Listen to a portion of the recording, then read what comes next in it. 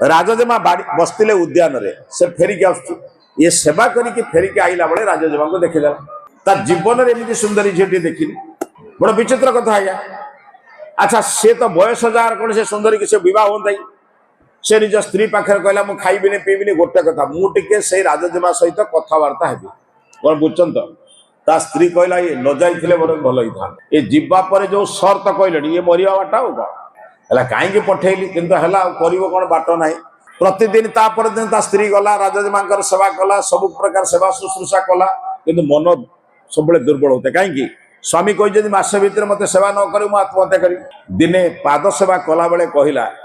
राजजेमा क्षमा करेंगे मुझे गोटे भूल कर मत आप क्षमा देवे कौन भूल कर से तारीख में मुसीपार नी मत ज्वर था मो स्वामी को मो वस्त्र पिंधे पठेई मो स्वामी आपण को देखला गोटे नवेदन से आपण सहित दीपद कथबार्ता हे नहेले यही संक्रांति दिन से आत्महत्या करेंगे बुझीपार तो राजजेमा बड़ विदुषी भी थे दयालु भी थे केवल विदुषी नथिले भीतर धार्मिक भावना भी थिला कहला लोकटा जदि कथा उपद हो कहला बुझेबा दरकार एभली असंभव कथा शर्त रखा उचित नुहे पाठ पढ़ेबा भी दरकार राजजेमा गोटे शर्त कले